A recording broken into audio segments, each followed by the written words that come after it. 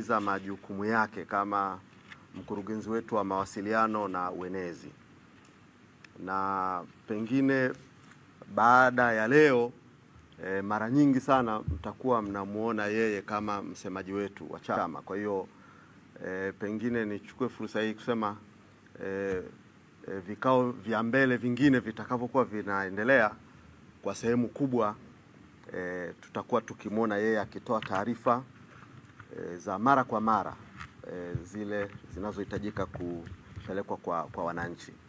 Na tumekubaliana katika mpango wetu wa mawasiliano kwamba tutakuwa tunazungumza na Watanzania mara kwa mara, hasa katika kipindi hiki ambapo mnafahamu tuna position yetu ya chama. Kwa hivyo kwa kweli tutakuwa tunatokea mbele ya vyombo vya habari mara kwa mara.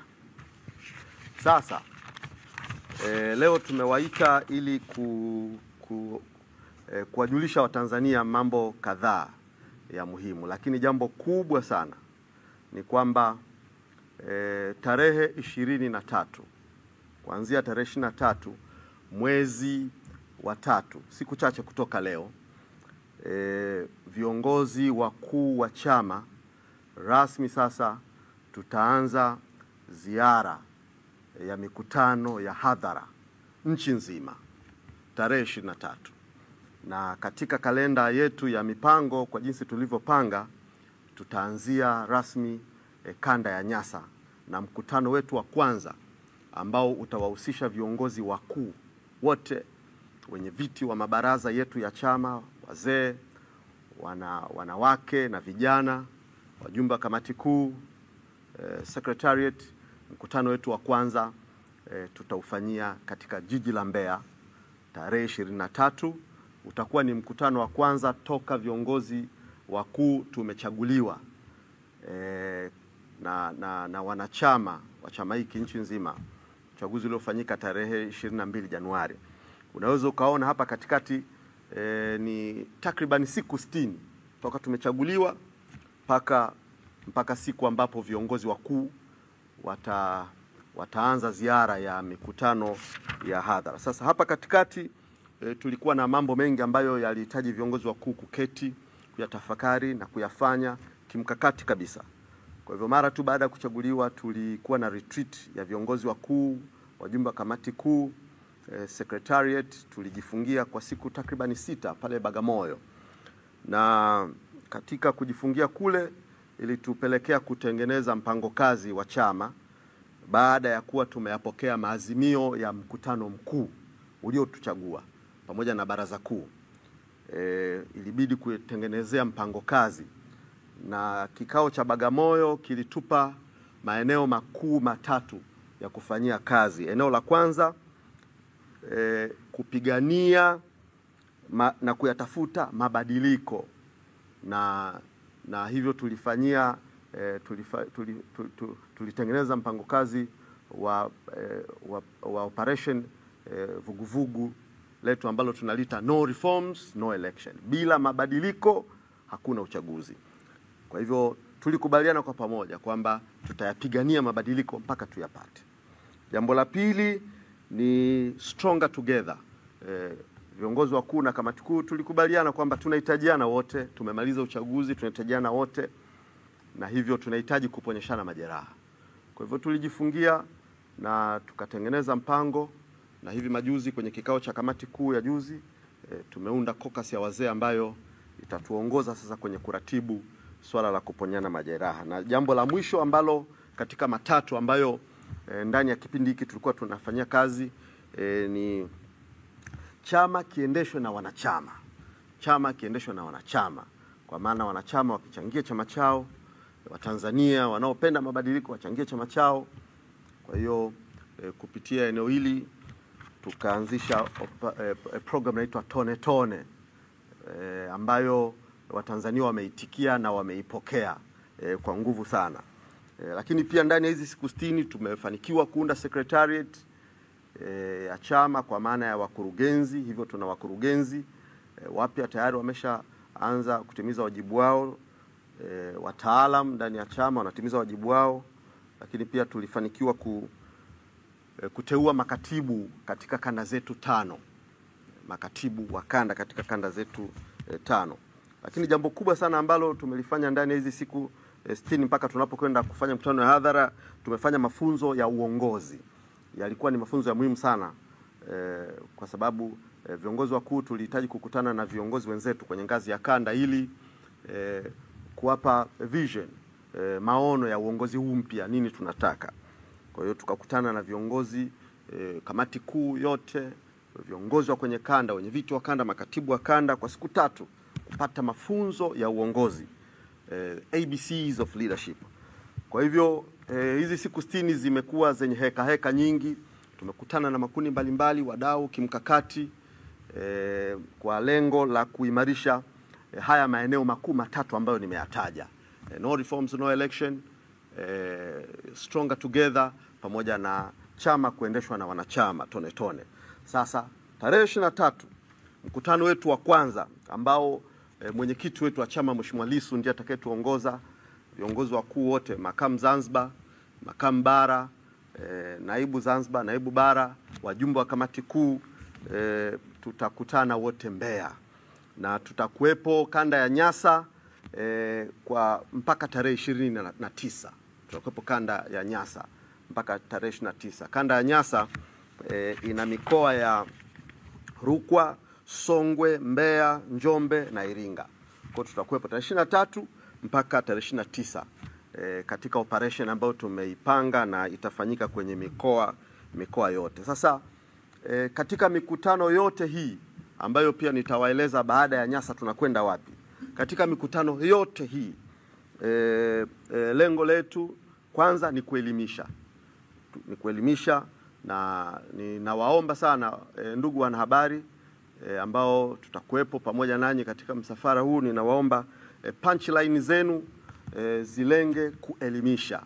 Tunataka tuelimishe kile ambacho sisi tunakiamini kwa kipindi hiki kinatakiwa kwa taifa hili, mabadiliko. Kwa hivyo tuondoke kwenye swaga, tu graduate. Sasa hivi no reforms no election inatamkwa kila mahali, inaimbwa kila mahali, kwenye vijiwe kila mahali. Sasa tuanze kuyazungumza hayo mabadiliko sasa, kwamba ni mabadiliko gani tunayataka sasa. Kwa hiyo tuanze kuyazungumza. Tunaposema mabadiliko kwenye katiba, tuanze kuyasema sasa kwamba muundo wa tume, ili tume iwe huru, muundo wake, utendaji kazi wake, haya ndio mabadiliko tunayoyataka. Mgawanyo wa majimbo, kwamba katiba yetu iondoke kwenye kile kinachosemwa kwenye katiba kwamba majimbo yatagawanywa kwa kuangalia hali ya kijiografia na miundombinu. Katiba yetu iweke wazi kile ambacho ndio universal standard, kwamba wananchi ndio wanaowakilishwa kwenye bunge, sio hali ya jiografia na miundombinu. Kwa hiyo mgawanyo wa majimbo utokane na idadi ya watu, population quota, ili kila mwananchi na kila kura ya mtu iwe na thamani nchi nzima kwenye majimbo yote. Sasa haya mabadiliko tuanze kuyazungumza. Matatizo ambayo tumeyapitia ya wagombea wa vyama vya upinzani kuenguliwa, dosari za uchaguzi zinatokea, halafu mamlaka ziko kimya tu. Ninyi wanahabari mnaripoti karatasi feki za kura. Zile karatasi feki za kura, hakuna mtu wa upinzani anaweza kuzichapisha zile karatasi. It is obvious, it goes without saying kwamba ni mamlaka hizo ndio wanaochapisha zile karatasi. Sasa karatasi za kura feki zinakutwa vituoni. Halafu anasimama waziri mwenye dhamana, anatuambia Watanzania wote milioni 60 kwamba uchaguzi uko sawa, umeenda vizuri. Haya ni matusi. Ni kama vile unaona hawa Tanzania wote ni mamisukule tu, majinga ambayo hayaoni hizi dosari. Sasa dosari hizi zote lazima tuzungumze kwamba tunahitaji mabadiliko haya. Kwa hivyo mikutano hii ina lengo la kuelimisha, lakini ina lengo la kusababisha sasa Watanzania tuzungumze hayo mabadiliko tunayoyataka. Na serikali ni lazima, ni muhimu isikilize. Serikali, rais ni muhimu asikilize. Hii ni sauti ya wengi, sio sauti ya wanachadema peke yao. Hii ni sauti ya Watanzania wengi, na serikali inajua maneno haya, inafahamu kilio hiki. Kwa hivyo tunahitaji tufike sasa hicho kiwango cha kuyazungumza ni mabadiliko gani tunayoyataka, zaidi ya kuimba hii swaga tu no reforms no election. Tuyaseme sasa reforms, mabadiliko hapa, mabadiliko hapa, mabadiliko hapa. Lakini pia niwaombe ndugu wanahabari kwamba tutakapokuwa huko field, hebu kupitia media houses zenu, vyombo vyenu, tengenezeni compendium ambayo itakuwa imekusanya sauti za watu, iwe imekusanya sauti za watu za uhalisi, ili tuweze kuiambia na kuionyesha serikali kwamba hiki ndicho wananchi wanachokitaka, wanachokitarajia, kwa sababu uzoefu wa chaguzi wa 2019, 2020, wa 2024 Watanzania wanauzungumza.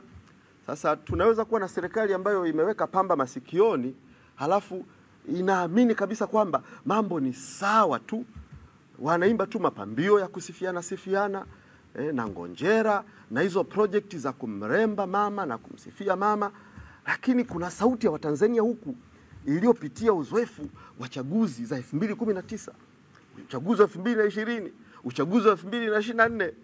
Sasa tengenezeni compendiums, unganisheni hiyo sauti za watu wanavyosema, wanavyozungumza, ili serikali ione na tuhabarishane. Lengo letu ni nini? Lengo letu tunatamani yafanyike mabadiliko katika mifumo ya uchaguzi, ili mwisho wa siku tuwe na chaguzi zinazoaminika, zilizo za haki, zilizo za wazi. Ukiwa na dosari kwenye uchaguzi, unatengeneza mazingira ya hatari sana ya watu mwisho wa siku kuamua tu kwa hasira, kuchukua hatua ambazo zitatupeleka pabaya sana. Kwa hiyo kelele hii ni ya faida kwa taifa. Hii ni kelele ya uponyaji, ya tahadhari. Ni kelele ya tahadhari kwamba sisi kama Watanzania ambao tunapenda taifa hili, hatutamani tufike mahali ambapo tunaona kuna dalili za sisi kufika. Kwa hivyo tunaieleza serikali, wana wajibu wa kusikia hiki tunachokisema. Sio faida ya Chadema, ni kwa faida ya taifa hili. Mabadiliko yatakayofanyika, na ninaamini serikali itasikiliza. Ninaamini wasiposikiliza watakuwa ni watu ambao waajabu sana. Pengine tuwatafutie classification yao ya aina ya wanadamu wa tofauti sana, kwa sababu mazingira na wakati unaonyesha kabisa kwamba lazima mabadiliko yafanyike. Tukichelewa tunajipeleka kwenye hatari kubwa sana. Na nidokeze kwa uchache kwamba siku ya mkutano wetu wa tarehe 23, pamoja na mambo mengine, tunatarajia kwenye mkutano utakaofanyika pale Mbeya mjini kuwapokea wanachama wapya, na ndilo lengo la chama chochote cha siasa, kuendelea kuwaingiza wanachama.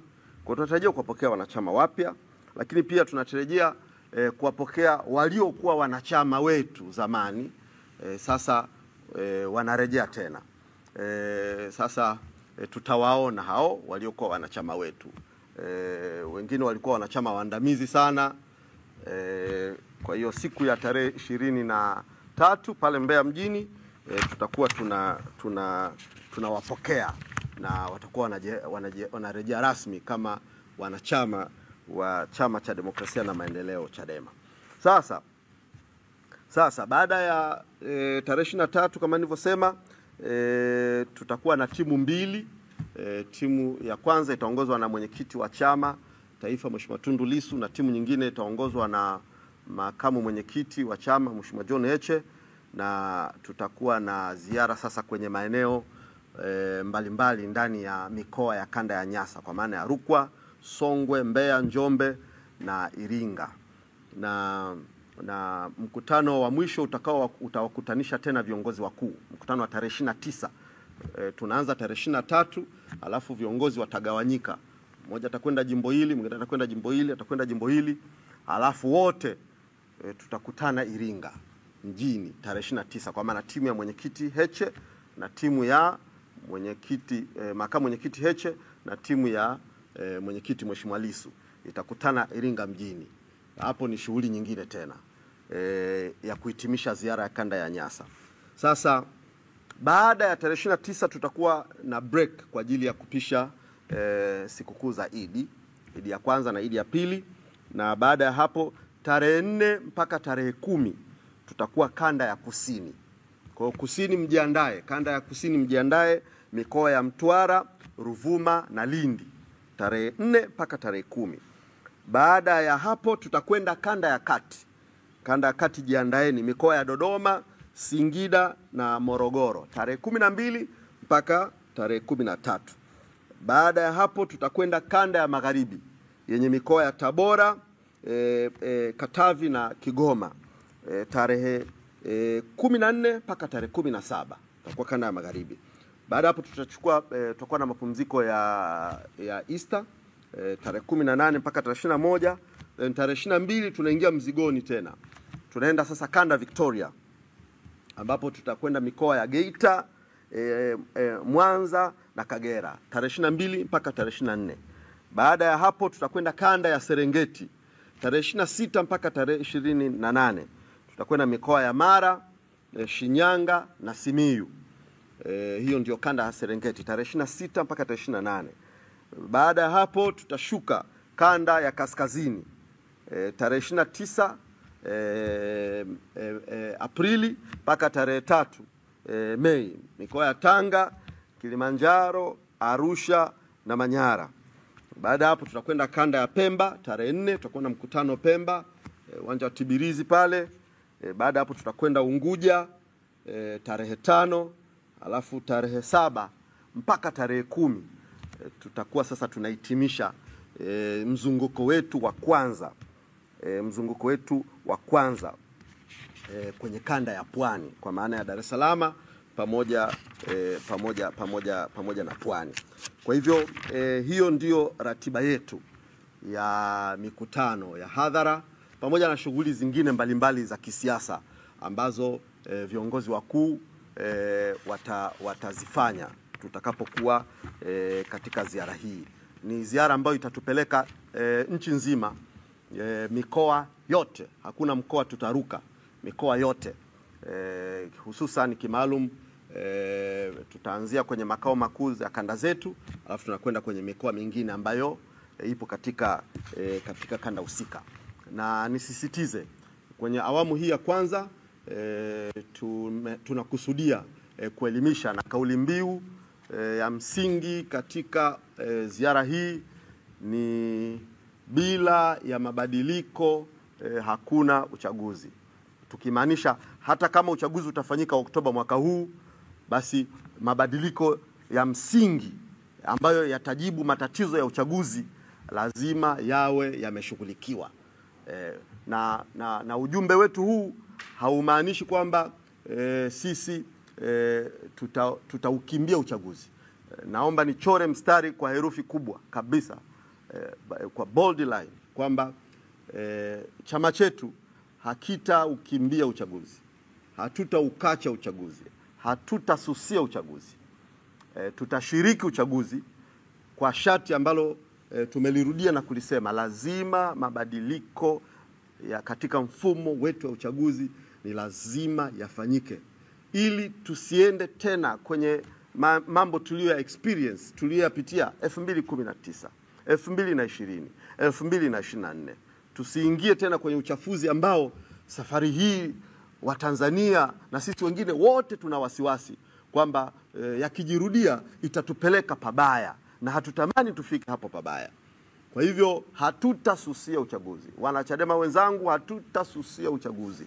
Wale ambao mna nia ya kugombea ubunge, mna nia ya kugombea udiwani, ili uweze kuwa na uhakika wa wewe kushiriki uchaguzi katika mazingira ya haki na wazi na yenye kuaminika, basi tuunganishe hii nguvu ya pamoja. Tuitake serikali iweze kufanya mabadiliko kwa manufaa ya taifa hili. Kwa hiyo wenye nia ya kugombea ubunge na udiwani, nia zenu zisishuke chini. Ndio nia zenu muendelee kuzichochea. Nia zenu za kugombea endeleeni kuziimarisha. na tushirikiane sasa ili kuhakikisha tunapata mabadiliko ambayo yatatupa chaguzi ambazo zinaaminika. Kwa hivyo mikutano hii itaelimisha na itawaunganisha Watanzania ili tuimbe wimbo huu mmoja. Serikali isikie na isiwe sauti ya Chadema peke yake. Serikali isikie na ione haja ya kuwajibika. Ione haja ya kuwajibika kwamba taifa kwa kipindi hiki inahitaji mabadiliko katika mfumo wa uchaguzi. Ichukue jambo hili on a very very serious note. Yale masiara ya kuwachukulia Watanzania kama misukule na makondoo tu kwamba unaweza ukapeleka. No, serikali ni vyema kwa sauti hii kabla sauti haijawa kubwa ya maji mengi. Kabla sauti haijawa kubwa ya maji mengi, basi ni vyema serikali wapate hekima japo kidogo tu ya kuona kwamba hili jambo litakapokuja linaweza kuja kwa namna ambayo hawataweza kuzuia tena kwa mikono. Kwa hivyo Mungu awajalie hekima na akili. Mheshimiwa Rais, Mungu akujalie hekima na akili njema kabisa katika kuyasikia haya ambayo tunayazungumza kwa lugha ya kiungwana sana, kwa lugha ya watu wenye uchungu na taifa lao, kwa lugha ambayo inaeleweka kabisa. Kwa Mungu akujalie hekima na akili ili uweze kuyasikia haya, na Watanzania watayasema bila kuogopa, bila hofu, kwamba safari hii uchaguzi usifanyike mpaka mabadiliko katika mfumo wa uchaguzi yao yamefanyika. Kama uchaguzi wa Oktoba utafanyika, basi mabadiliko yao yamefanyika. Kama tunadhani muda hautatosha, Watanzania hatuna haraka yoyote. Uchaguzi usogee mbele, Mama Rais aendelee kuwa madarakani, mabadiliko yafanyike ili uchaguzi utakapojitokeza basi uwe umekidhi kile ambacho Watanzania wanakitaka. Ndugu waandishi wa habari, hayo ndio ambayo tulikusudia kuyasema ili muweze kuyafikisha kwa Watanzania wenzetu. Kwa habari ya sasa, tunaanza mikutano ya hadhara, tutakuwa barabarani kwa siku kama 47 hivi kuanzia tarehe 23 mpaka tutakapohitimisha tarehe 10 mwezi wa 5. Asanteni kwa kusikiliza.